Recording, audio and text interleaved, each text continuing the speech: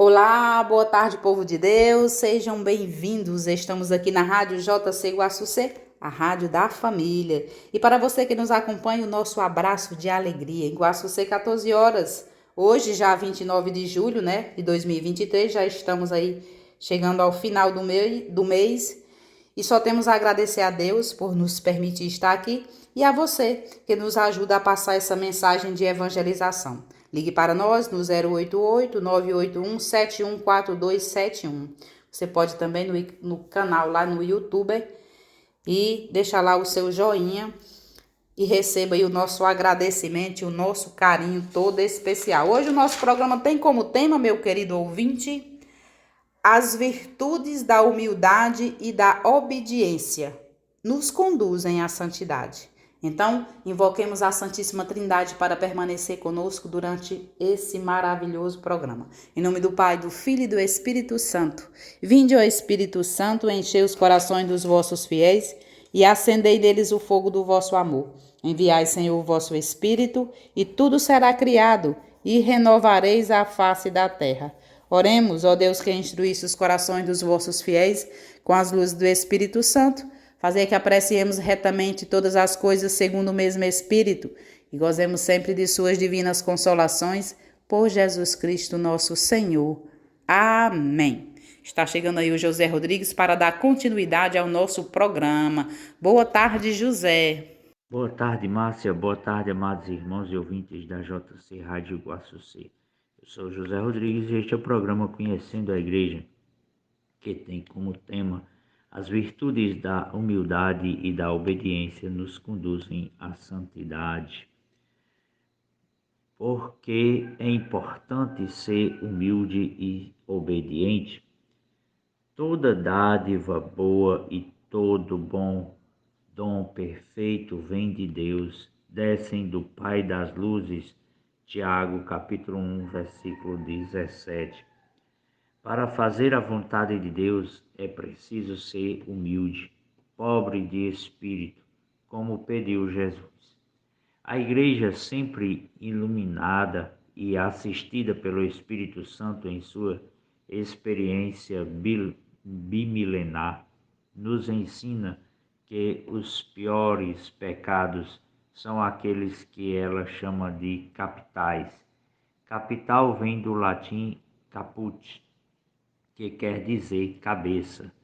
São pecados cabeças, isto é, que geram muitos outros.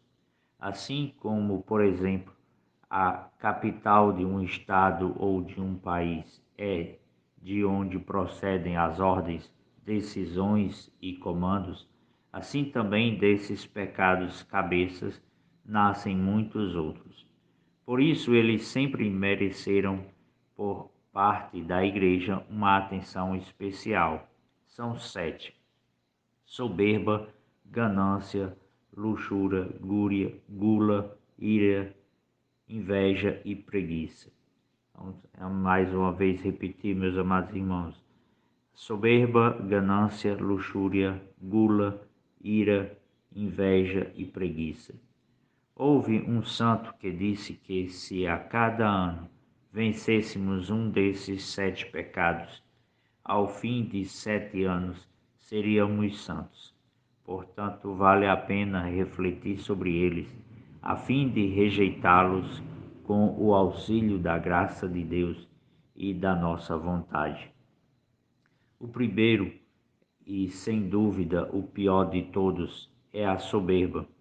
É o pior porque foi exatamente o que levou os anjos maus a se rebelarem contra Deus e levou Adão e Eva à desobediência mortal. A soberba consiste na pessoa sentir-se como se fosse a geradora dos seus próprios bens materiais e dons racionais e espirituais. Acha-se cheia de si mesma, pensa melancolicamente que é a própria autora daquilo que tem ou que faz de bom, e se esquece de que tudo vem de Deus e é dom do alto, como disse São Tiago. O soberbo esquece que é uma simples criatura que saiu do nada pelo amor e chamado de Deus e que, portanto, dele depende de tudo. Como disse Santa Catarina de Sena, ele rouba a glória de Deus, pois quer para si as homenagens e os aplausos que pertencem só a Deus, já que ele é o autor de toda graça. A soberba é o oposto da humildade.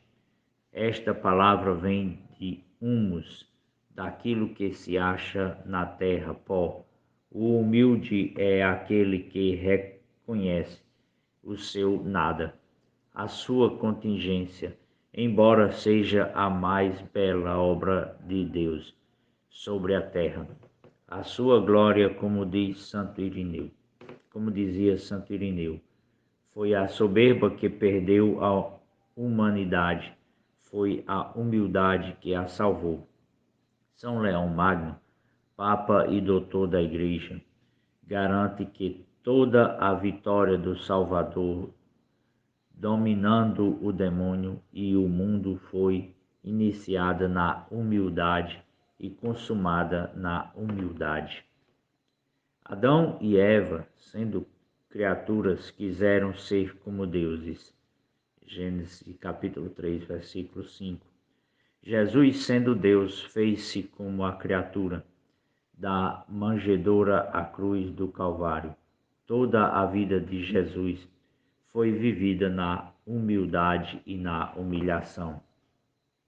Pela humildade e pela humilhação, Jesus se tornou o novo Adão, que salvou o mundo. Romanos capítulo 5, versículo 12.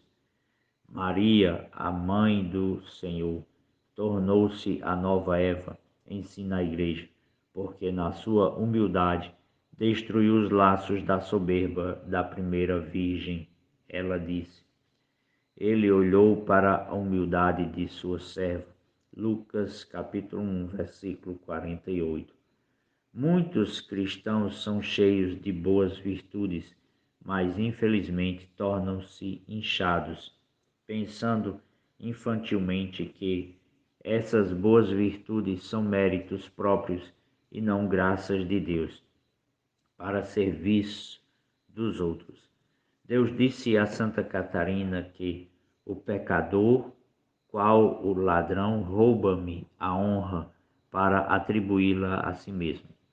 São Paulo pergunta aos coríntios: o que há de superar em ti? O que há de superior em ti que possuís que não tenhas recebido? E se o recebestes, por que te glorias, como se o não tivesses recebido? 1 Coríntios, capítulo 4, versículo 7. Como ninguém, o apóstolo sentia em si as misérias humanas, convivendo com as riquezas da graça de Deus. Ele disse aos coríntios: temos este tesouro em vasos de barro, para que transpareça claramente que este poder extraordinário provém de Deus e não de nós. 2 Coríntios capítulo 4, versículo 7. Ser humilde é ser santo, é viver o oposto de tudo isso. É saber descer do pedestal e não se autoadorar. É preferir fazer a vontade dos outros do que a própria. É ser silencioso, discreto, escondido. É fugir das pompas e dos aplausos. São João Batista foi modelo dessa humildade e nos ensinou a sua essência. Ao falar de Jesus, ele disse: importa que ele cresça e que eu diminua. João capítulo 3, versículo 30. Os santos foram exaltados, levados aos altares, porque se humilharam. Jesus sentou-se à direita do Pai como homem, não apenas como Deus, porque humilhou-se como ninguém na terra. Por isso Deus o exaltou soberanamente e lhe outorgou o nome que está acima de todos os nomes. Filipenses capítulo 2, versículo 9. Então, meus amados irmãos, nós aí já vemos quão é importante para viver a santidade aqui, a humildade.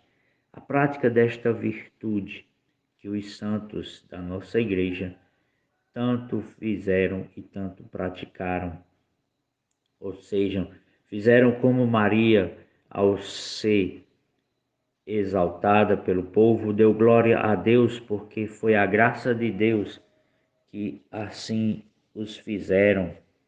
E é assim que nós, cristãos, devemos agir quando temos ou adquirimos alguma coisa ou quando somos elogiados por algo que fizemos. É fazer como os santos, fazer como a Virgem Maria, louvar a Deus, porque é graça de Deus, é dom de Deus. E a virtude da humildade é esta escada, este degrau necessário para que nós possamos viver a santidade aqui na terra. Então, a prática da humildade é uma verdade indiscutível que não haverá misericórdia para os soberbos, que para eles permanecerão fechadas as portas dos céus e que o Senhor só as abrirá aos humildes. Para convencer-se, basta abrir as Sagradas Escrituras, que continuamente ensinam-nos que Deus resiste aos orgulhosos, que é preciso fazer-se semelhantes aos pequeninos para entrar na glória de Deus, que quem a eles não se assemelha será excluído, e por fim, que Deus só outorga a sua graça aos humildes. Não poderemos nunca convencer-nos adequadamente de grande importância que tem para todo cristão e principalmente para todos os que seguem a carreira eclesiástica, o cuidado de praticar a humildade e eliminar do seu espírito toda presunção, toda vaidade e todo orgulho. Nenhum esforço ou fadiga será demasiado para obter o fim desejado, uma empresa tão santa, e como este fim não pode ser obtido sem a graça de Deus. Devemos pedir-lhe instantemente e frequentemente. Todo cristão contraiu no batismo a obrigação de seguir Jesus Cristo, e é Ele o modelo segundo o qual devemos todos regular a nossa vida. Todo cristão contraiu no batismo esta obrigação, a obrigação de seguir os passos de Jesus, que é o modelo a qual devemos conformar a nossa vida. Ora bem, este Deus Salvador praticou a humildade a ponto de se fazer o opróbrio dos homens, para humilhar a nossa altivez e curar a chaga do nosso orgulho, ensinando-nos com o seu exemplo o caminho único que conduz ao céu. Para falar com propriedade, esta é a mais importante lição do Salvador: aprendei de mim. Se desejas, pois, ó discípulo do Divino Mestre, adquirir esta pérola preciosa, que é o mais seguro penhor de santidade e o mais certo sinal de predestinação, recebe com docilidade e executa fielmente os seguintes conselhos. Abre os olhos de tua alma e pensa que nada tens para te mover a alguma estima de ti. De teu só tens o pecado, a debilidade, a fraqueza. E quanto aos dons da natureza e da graça que estão em ti, assim como os recebestes de Deus, que é o princípio de todo ser, assim só a Ele deves dar glória. Segundo, concebe por isso um profundo sentimento do teu nada e faze-o crescer constantemente em teu coração, apesar do orgulho que domina em ti. Intimamente persuade-te de que não há no mundo coisa mais vã e ridícula que o desejo de ser estimado por alguns dotes da gratuita liberalidade do Criador. Pois, como diz o apóstolo, os recebestes, porque te glorias como se fosse teus e não os tivesse recebido. 1 Coríntios capítulo 4, versículo 7. Terceiro conselho, pensa frequentemente na tua fraqueza, na tua cegueira, na tua vileza, na tua dureza de coração, na tua inconstância, na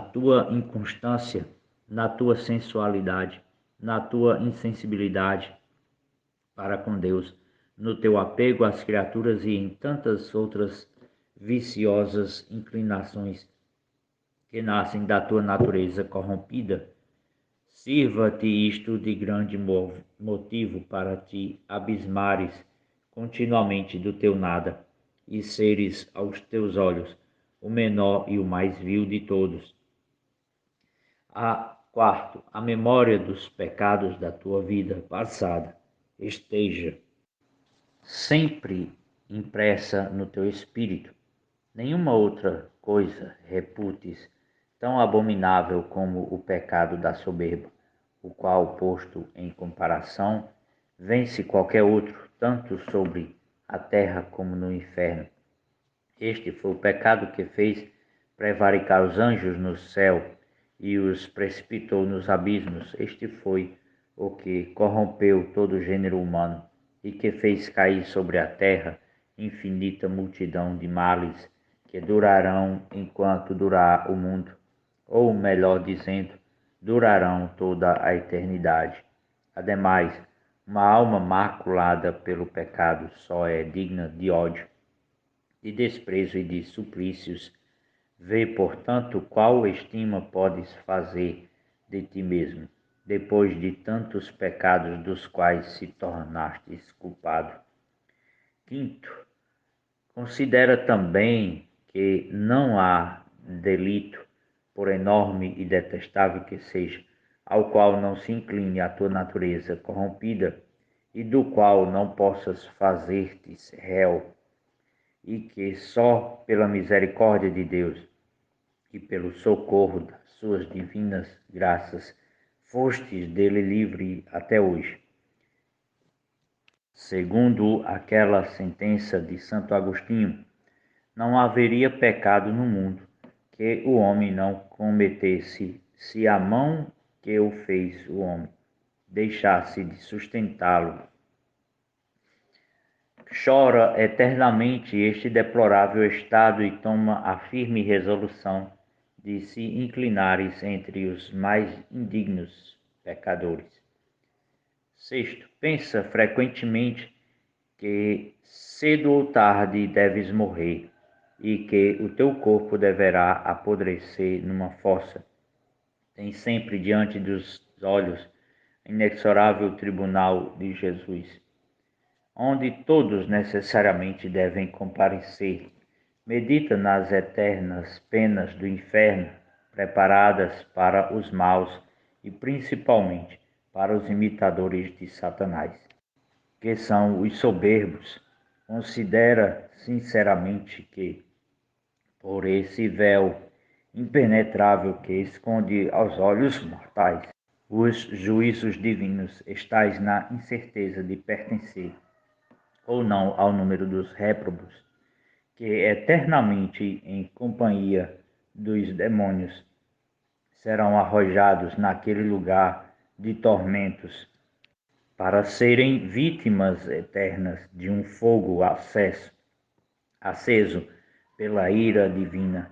Esta incerteza deve bastar por si só para conservar-te numa extrema humildade e para inspirar-te o mais salutar temor. 7.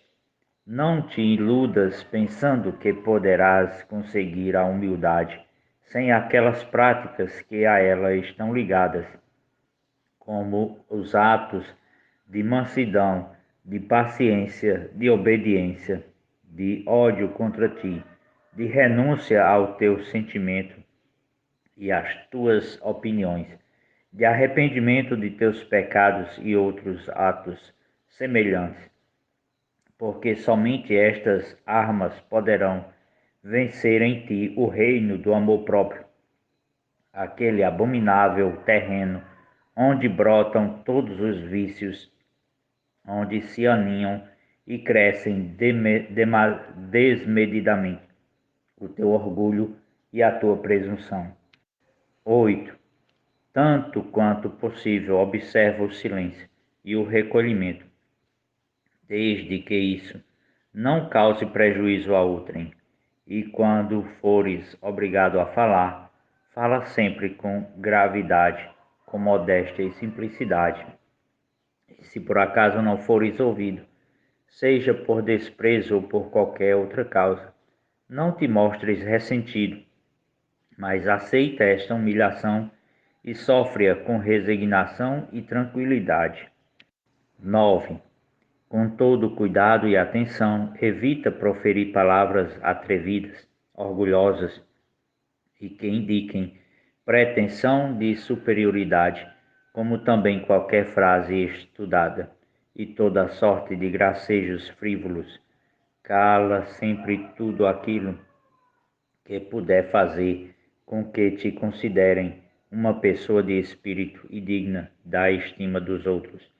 Em uma palavra, nunca fales de ti sem justo motivo e nada digas que possas gracejar toda honra e louvor. 10. Cuida-te de não mortificar e ferir a outrem com palavras e sarcasmos. Foge, numa palavra, de tudo o que lembra o espírito mundano. Fala pouco das coisas espirituais e não o faças em tom magistral e à maneira de repreensão, a não ser que a isso sejas obrigado por teu cargo ou pela caridade. Contenta-te com interrogar os que delas entendem e que sabes que te podem dar conselhos oportunos, porque o querer fazer-se de mestre sem necessidade é acrescentar lenha ao fogo da nossa alma, que se consome em fumaça de soberba. Trecho extraído da A Prática da Humildade, de Giorgino Pesci, Leão 13.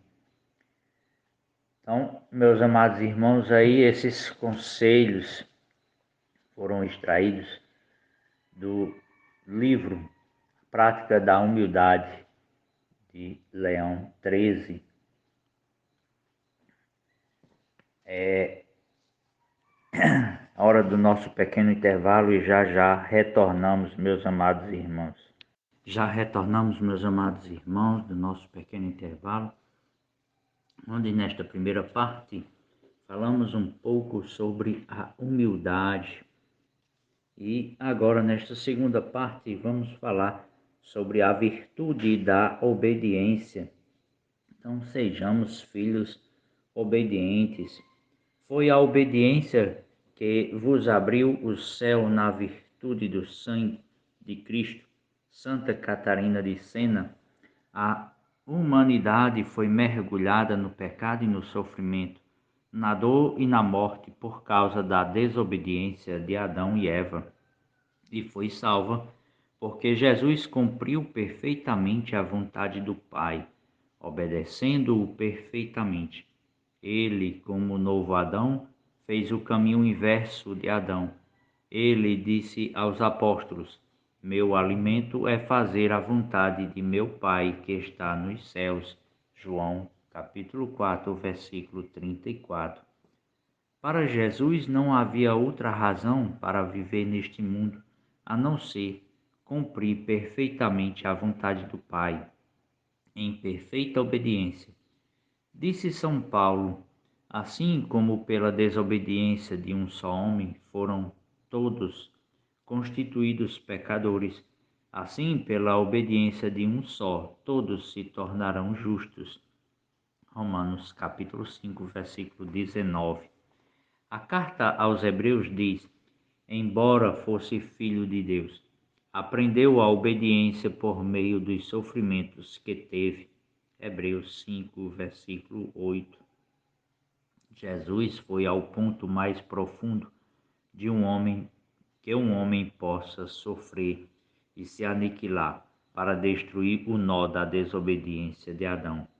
Sendo ele de condição divina, não se prevaleceu de sua igualdade com Deus, aniquilou-se a si mesmo, assumindo a condição de escravo e assemelhando-se aos homens, e sendo exteriormente reconhecido como homem, humilhou-se ainda mais, tornando-se obediente até a morte e morte de cruz. Filipenses capítulo 2, versículos 6 a 8.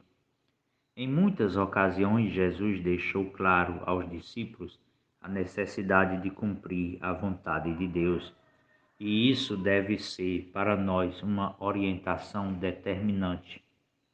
O seu alimento era fazer a vontade de Deus. Isso lhe dava força, ânimo, coragem para enfrentar tudo o que ele sabia que ia acontecer com ele até o Calvário, já desde menino, no templo. Ele mostra que o que lhe importa é estar na casa do Pai, fazer a sua vontade, realizar o seu plano de salvar os homens. O mundo, porém, deve saber que amo o Pai e procedo como o Pai me ordenou. João 14, versículo 31. E quando ensina aos apóstolos a oração perfeita, manda pedir que a vontade do Pai seja cumprida perfeitamente. No Sermão da Montanha, onde ele colocou a constituição do reino de Deus, Mateus capítulo 5, versículos 6 e 7, deixou claro que se salvam aqueles que fazem a vontade de Deus.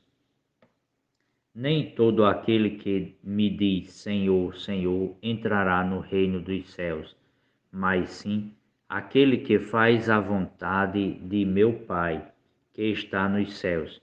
Muitos me dirão naquele dia: Senhor, Senhor, não pregamos nós em vosso nome, e não foi em vosso nome que expulsamos os demônios e fizemos muitos milagres? E, no entanto, eu lhes direi: nunca vos conheci, retirai-vos de mim, operários maus. Mateus capítulo 7, versículo 21. E na cruz Jesus levou à plenitude o cumprimento da vontade do Pai, obediência perfeita à sua vontade, e assim salvou o mundo. Aos romanos, o apóstolo explicava que todo cristão é convidado a responder à ordem e programa do Pai pela obediência da fé. Romanos capítulo 1, versículo 5. A determinação do Pai foi clara: este é o meu filho bem-amado, escutai-o. Lucas capítulo 9, versículo 35. Marcos 9, capítulo 9, versículo 6. Segundo Pedro, capítulo 1, versículo 17. O acatamento a tudo que Jesus falou abre a existência de seu discípulo para a liberdade verdadeira e dá acesso à vida filial. Trata-se da aceitação das doutrinas da crença cristã que são detalhadas pelo magistério da Igreja, bem como a adesão a Deus pela fé. Interessante notar quando lá no Tabor os apóstolos ouviram a voz do Pai, eles caíram de bruços e tiveram grande medo. Mateus 17, versículo 6. Isso é fato em nossa miséria. Também nos apresentamos medrosos diante de Deus e da verdade. Outras tantas vezes não conseguimos compreender ou aceitar a vontade de Deus para as nossas vidas. E justamente neste ponto, o magistério da Igreja nos auxilia a não errarmos o caminho, sobretudo ao que se trata da nossa fé. Jesus quis que fosse assim. Não me esqueço desse forte ensinamento. É preferível errar com a igreja do que errar sozinho, mas para estar em comunhão com Cristo e a igreja, precisamos ser obedientes. Foi o que ele nos ensinou. Muitos ainda dizem ser obedientes a Deus e não veem a necessidade de obedecer à igreja. Ora, isso não pode ser assim. É preciso entender que quem não concorda com o que a igreja ensina não conhece bem o que Jesus ensinou, fez e mandou que fizéssemos. Ele fundou a igreja sobre São Pedro e os apóstolos para ser sua porta-voz na terra e extensão de sua presença entre nós, já que ela é o corpo de Cristo. Jesus disse aos apóstolos: quem vos ouve, a mim ouve. Quem vos rejeita, a mim rejeita. E quem me rejeita, rejeita aquele que me enviou. Lucas 10, versículo 16. Quer dizer que quem não ouve a igreja, não me ouve. Quem não obedece à igreja, não obedece a Jesus. Jesus ainda disse a eles: não temais, pequeno rebanho, porque foi do agrado de vosso Pai dar-vos o reino. Lucas capítulo 12, versículo 32. E foi a igreja que Jesus mandou: ide pelo mundo e pregai o evangelho a toda criatura. Marcos 16, versículo 15. Como então não concordar com a palavra da igreja? E mais, a quem vocês perdoarem os pecados estarão perdoados. João 20, versículo 22. O Pai mandou o Filho para salvar o mundo, e o Filho enviou a igreja. Ela é o sacramento universal da salvação. Lumigenses, parágrafo 4. A arca de Noé que salva do dilúvio do pecado. Na Santa Ceia, na despedida dos apóstolos, Jesus fez várias promessas à igreja, ali formada por seus discípulos, entre muitas coisas que São João narrou em 5 capítulos do seu Evangelho, de 13 a 17. Jesus prometeu à igreja: eu rogarei ao Pai, e ele vos dará outro Paráclito, para que fique eternamente convosco. É o Espírito da verdade, que o mundo não pode receber, porque não o vê, nem o conhece. Mas vós o conhecereis, porque permanecerá convosco e estará em vós. Mas o Paráclito e o Espírito Santo, que o Pai enviará em meu nome, ensinar-vos-á todas as coisas e vos recordará tudo o que vos tenho dito. João 14, 15 a 25. Ora, como a igreja poderia ensinar algo errado se o Espírito Santo permanece sempre com ela e lhe ensina todas as coisas? Além disso, o próprio Jesus está na igreja, pois ele prometeu antes de subir ao céu: eis que eu estou convosco todos os dias até o fim do mundo. Mateus 28, versículo 20. Foi a última palavra dele aos discípulos. Ora, como a igreja poderia errar se Jesus está com ela todo o tempo? É impossível. E por isso que São Paulo disse a São Timóteo: a igreja é a coluna e o fundamento da verdade. 1 Timóteo, capítulo 3, versículo 15. Então, a igreja detém a verdade que Jesus disse que nos liberta. É por causa de tudo isso que o nosso credo tem 2000 anos e nunca mudou e nem vai mudar, porque é a expressão da verdade que salva. Catecismo da Igreja Católica, parágrafo 851. A mesma coisa, os sacramentos, os mandamentos, a liturgia. A Igreja já teve 266 papas e nunca um deles cancelou um ensinamento doutrinário que um antecessor tenha ensinado. Já realizou 21 concílios universais e nunca um deles cancelou um ensinamento anterior. A verdade não muda e está na igreja. O Espírito Santo não se contradiz. Logo, como não concordar com o que a igreja ensina? Isso seria por causa da ignorância de tudo o que foi relatado acima. Ou então seria um ato de orgulho espiritual da pessoa, que acha que sabe mais do que a igreja, assistida por Jesus Cristo e pelo Espírito Santo. Longe de nós isso. O livro do Deuteronômio ensina que é possível viver e obedecer o que Deus manda, certamente contando com a sua graça. O mandamento que hoje te dou não está acima de tuas forças, nem fora de teu alcance. Ele não está nos céus, para que digas: quem subirá ao céu, para nulo buscar e nulo fazer ouvir, para que o observemos? Não está tampouco do outro lado do mar, para que digas: quem atravessará o mar, para nulo buscar e nulo fazer ouvir, para que o observemos? Mas essa palavra está perto de ti, na tua boca e no teu coração, e tu a podes cumprir. Olha o que hoje ponho diante de ti, e a vida com o bem e a morte com o mal. Deuteronômio capítulo 30, versículo de 11 a 16.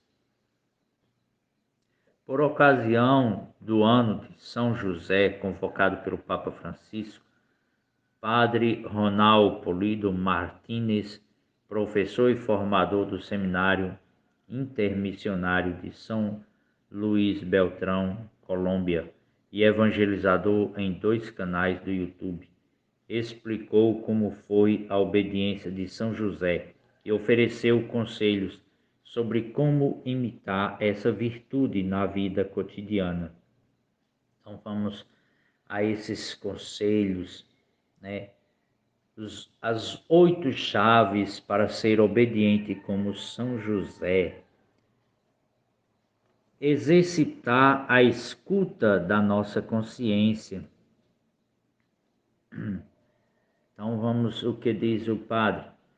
Disse a ACI Digital Imprensa, agência em espanhol do grupo ACI, que assim como fez com a Santíssima Virgem Maria e com São José, a todos em seu momento Deus revela qual é a sua vontade e explicou que a forma como a comunica é através da consciência que nos deu. Porém, às vezes as pessoas fecham os olhos e acham difícil aceitar e acolher a vontade de Deus.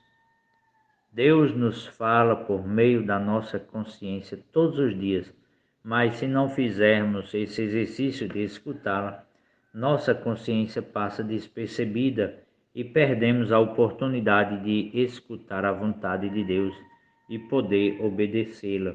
Afirmou e explicou como exercitar a consciência.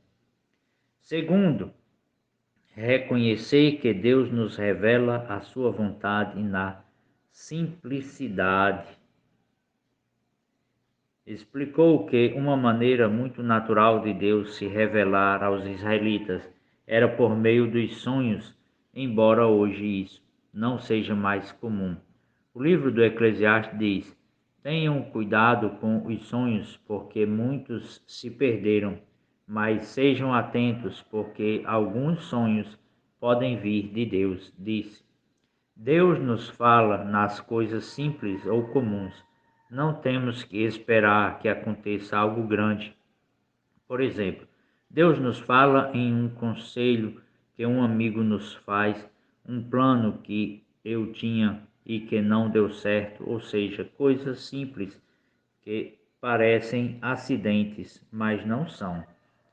Parecia um acidente que, quando Jesus ia nascer, José e Maria tiveram que fazer esta viagem tão simples, por causa de um censo.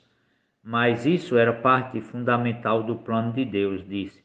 Animou a ter mais fé para poder reconhecer a sua vontade nos acontecimentos diários e saber discernir o que vem de Deus, ou seja, eleger o que não vai contra os meus valores ou de Deus. Terceiro, ser prontos e disponíveis para obedecer. Nesse sentido, assegurou que São José nos convida à prontidão. Nos 4 momentos, São José foi disponível para obedecer à vontade de Deus. Quarto, recordar que obedecendo deixamos Jesus crescer. Todos nós somos chamados a imitar essas virtudes de São José, porque também fomos chamados a ser pais de Jesus cada vez que celebramos o Natal. Jesus se dá a nós, nasce em nossas casas, em nossos corações, mas não nasce grande. E esse é o mistério do Deus menino que entra em nossas vidas. 5.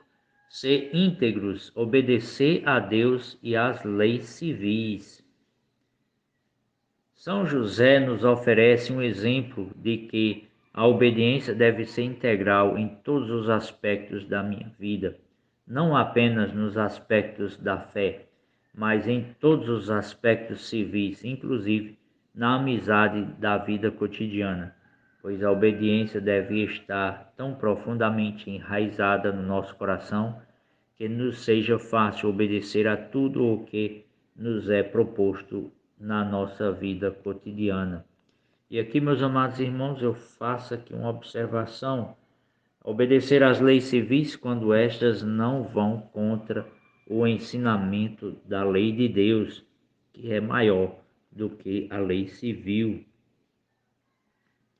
Sexto, recordar que ao obedecer somos precursores da fé. Portanto, quando somos obedientes, não estamos apenas agradando a Deus, mas estamos educando aqueles que virão depois de nós. Somos precursores da fé para os nossos filhos e para os nossos amigos quando somos pessoas obedientes, destacou. Sétimo, recordar sempre que ao obedecer voltamos ao paraíso.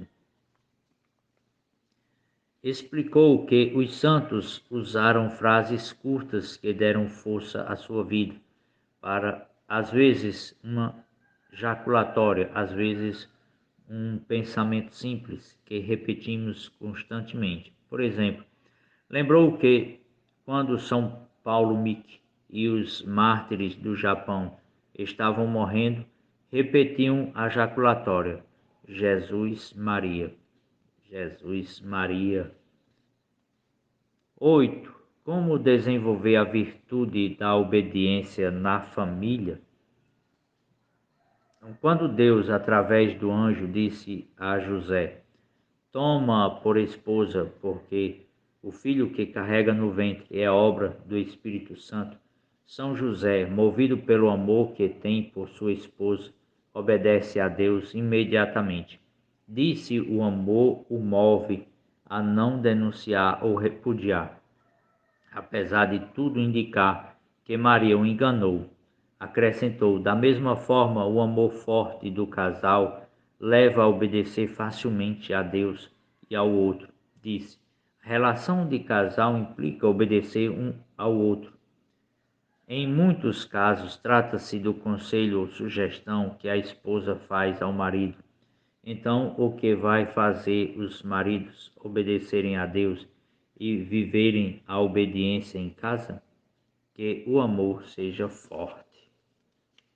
Então, meus amados irmãos, aí uma pequena parte de tudo que nos ensina, tanto a humildade quanto a obediência, essas duas grandes virtudes que nos levam à santidade. E hoje vamos encerrar o nosso programa com a oração da humildade de Santa Teresinha do Menino Jesus. Então, rezemos esta Ave Maria pedindo a graça a Deus de sermos humildes e obedientes.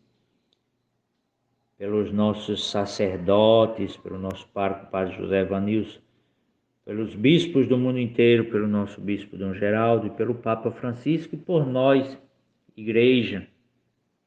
Então, amados irmãos, rezemos esta Ave Maria e posteriormente encerraremos com a oração da humildade de Santa Teresinha do Menino Jesus. Ave Maria, cheia de graça, o Senhor é convosco, bendita sois vós entre as mulheres, bendito é o fruto do vosso ventre, Jesus. Santa Maria, Mãe de Deus, rogai por nós, pecadores, agora e na hora de nossa morte. Amém. Ó Jesus, estando vós sobre a terra, dissestes: aprendei de mim, que sou manso e humilde de coração, e achareis descanso para a vossa alma.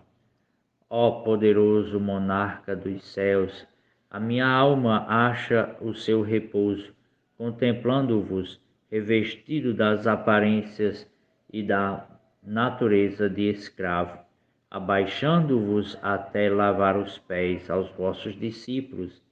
Recordo, ó Jesus, as palavras que, para que me ensinardes a humildade, pronunciastes nesta ocasião. Eu vos dei o exemplo, para que assim como eu vos fiz, assim vós também façais. Não é o discípulo maior do que o seu mestre, se sabeis estas coisas. Bem-aventurados se as praticardes. Senhor, eu compreendo estas palavras saídas do vosso coração, manso e humilde, e quero praticá-las. Ajudada pela vossa divina graça. Quero humilhar-me e sujeitar a minha vontade à de minhas irmãzinhas, sem nunca contradizê-las, sem investigar se têm ou não sobre mim direito de mandar. Ninguém, meu Deus, tinha este direito sobre vós, e todavia obedecestes, não só à Santíssima Virgem e a São José, mas até aos vossos algozes. E na Santa Eucaristia pondes o cúmulo ao vosso aniquilamento. Com que humildade, ó Divino Rei da Glória, obedeceis a todos os sacerdotes, fervorosos ou tíbios no vosso divino serviço. Eles podem apressar ou retardar a hora do sacrifício, e vós estáis sempre pronto a descer do céu. Ó meu bom Jesus, como vos mostrais manso e humilde debaixo do véu da hóstia imaculada. Ah, não poderíeis vos humilhar demais para me ensinar a humildade. Para corresponder, pois, ao vosso amor, quero colocar-me no último lugar e partilhar convosco as humilhações, a fim de ter parte convosco no reino dos céus. Suplico-vos, divino Jesus, me mandeis uma humilhação toda vez que ousar elevar-me sobre os outros. Mas, ó, como sou fraca, de manhã proponho ser humilde, e à noite reconheço ter pecado por orgulho. Vendo-me mal, sou tentada a desanimar, mas sei que também o desânimo é orgulho.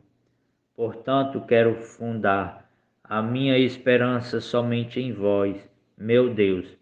E já que vós sois todo-poderoso, concedei-me esta virtude muito desejada. E para que eu seja atendida, repetirei: Jesus, manso e humilde de coração, fazei o meu coração semelhante ao vosso. Chegamos ao final do programa de hoje. Eu quero deixar aqui o meu agradecimento a você que ouviu, a você que mandou o link para um amigo, a você que mandou mensagem. O nosso muito obrigada. Continue em sintonia na Rádio JC Guaçucê, porque na sequência tem Hora da Misericórdia com o Padre Reginaldo Manzotti. Que possamos estar sempre em oração por todas as pessoas que estão necessitando nesse momento. Que nesse momento cada um e cada uma possa sim pensar em algum ente especial da sua vida, algum parente, algum amigo, um amigo do seu amigo, alguém que neste momento está precisando de oração, que a gente possa colocar esse nosso irmão neste momento, pelas famílias, pelos jovens da nossa comunidade, pela paz no mundo, e que cada um e cada uma possa nesse momento colocar assim no íntimo do seu coração o que você está necessitando nesse momento. E vamos rezar assim: Pai nosso que estais nos céus, santificado seja o vosso nome. Venha a nós o vosso reino, seja feita a vossa vontade, assim na terra como no céu. O pão nosso de cada dia nos dai hoje, perdoai-nos as nossas ofensas, assim como nós perdoamos a quem nos tem ofendido, e não nos deixeis cair em tentação, mas livrai-nos do mal. Ó Maria concebida sem pecado, rogai por nós que recorremos a vós. Ave Maria, cheia de graça, o Senhor é convosco. Bendita sois vós entre as mulheres, e bendito é o fruto do vosso ventre, Jesus. Santa Maria, Mãe de Deus, rogai por nós, pecadores, agora e na hora de nossa morte. Amém. Que Deus possa tocar o coração de cada um, que Deus possa estar levando a cura a todos aqueles que têm fé e acreditam na sua misericórdia. Um forte abraço, meu querido ouvinte, e até no próximo sábado, se assim Deus nos permitir.